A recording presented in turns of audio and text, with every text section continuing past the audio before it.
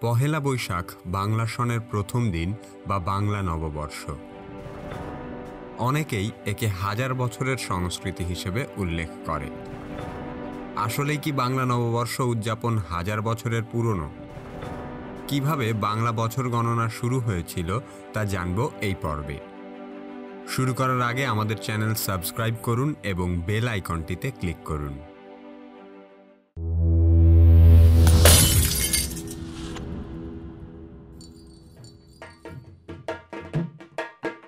পহেলা বৈশাখ বাংলাদেশে এবং ভারতের পশ্চিমবঙ্গ ও ত্রিপুরায় নববর্ষ উৎসব হিসেবে পালিত হয়।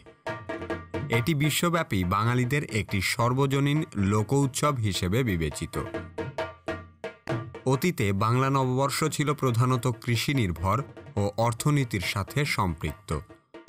জমিদারের পুণ্যা বা খাজনা আদায় থেকে দোকানির হাল খাতা সব ক্ষেত্রেই অর্থনৈতিক হিসেব নিকাশই ছিল এর প্রধান উদ্দেশ্য। প্রতিবছর 14ই এপ্রিল বাংলা নববর্ষ উদযাপন বাংলা একাডেমি কর্তৃক নির্ধারিত হয়। এ দিনটি বাংলাদেশ ও পশ্চিমবঙ্গের সরকারি ছুটির দিন হিসেবে গৃহীত। 1972 সালে পহেলা বৈশাখ বাংলাদেশের জাতীয় পার্বণ হিসেবে অন্তর্ভুক্ত হয়। ভারতবর্ষে মুঘল সাম্রাজ্য প্রতিষ্ঠার পর হিজরি পঞ্জিকা অনুসারে খাজনা আদায় করা হতো, কিন্তু হিজরি সন চাঁদের উপর নির্ভরশীল হওয়ায় কৃষি ফলনের সাথে তার কোনো মিল ছিল না। ফলে অসময়ে কৃষকদেরকে খাজনা পরিশোধ করতে বাধ্য করা হতো। খাজনা আদায়ের সুবিধার জন্য মুঘল সম্রাট আকবর বাংলা সনের প্রবর্তন করেন। তিনি মূলত প্রাচীন বর্ষপঞ্জিতে সংস্কার আনার আদেশ দেন।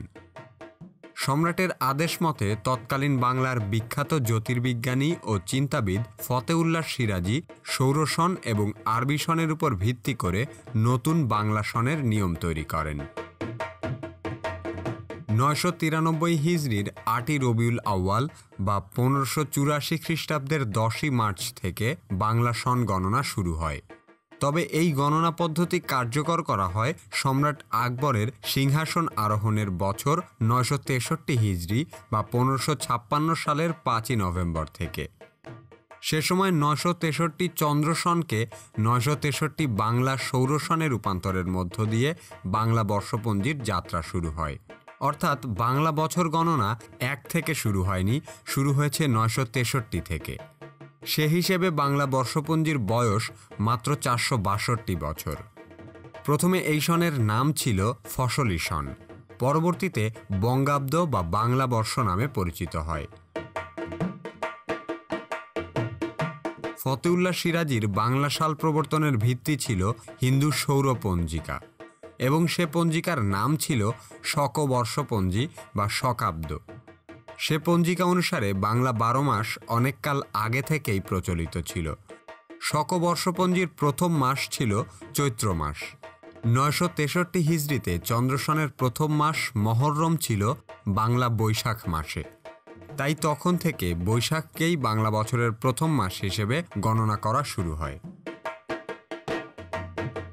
মুঘল সময় থেকেই পহেলা বৈশাখে বাংলা নববর্ষ উপলক্ষে কিছু অনুষ্ঠান করা হতো।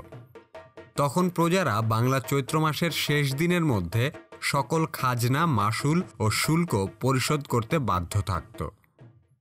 এরপর দিন পহেলা বৈশাখে জমিদারগণ প্রজাদের মিষ্টিমুখ করাতেন এবং কিছু আনন্দ উৎসব করা হতো। এছাড়া বাংলার সকল ব্যবসায়ী ও দোকানদার পহেলা বৈশাখে হালখাতা করতেন। লাল কাপড়ের মলাটে মোড়ানো নতুন এই হিসাব খাতার উপরে লেখা হতো এলাহি ভরসা। এই এলাহি শব্দটির ব্যবহার সম্রাট আকবরের দিন-ই এলাহি বা তারিখ-ই এলাহি থেকে এসেছে বলে ধারণা করা হয়। প্রথম আধুনিক নববর্ষ উদযাপন করা হয় 1917 সালে। প্রথম বিশ্বযুদ্ধে ব্রিটিশদের বিজয় কামনা করে সে বছর পহেলা বৈশাখে হোম কীর্তন ও পূজার ব্যবস্থা করা হয়।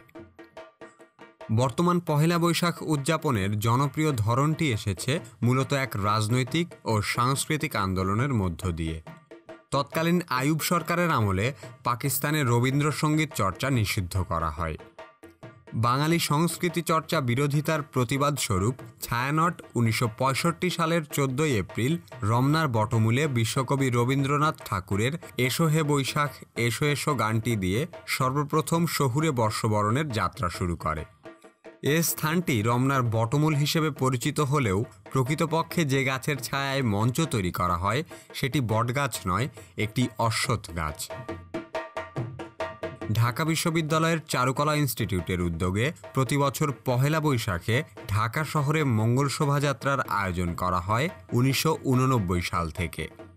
বর্তমান শহুরে নববর্ষ উদযাপনের এক অন্যতম আকর্ষণ মঙ্গল শোভাযাত্রা 2016 সালের 30 নভেম্বর জাতিসংঘের অঙ্গ সংগঠন ইউনেস্কোর মনোগত সাংস্কৃতিক ঐতিহ্য হিসেবে স্বীকৃতি লাভ করে।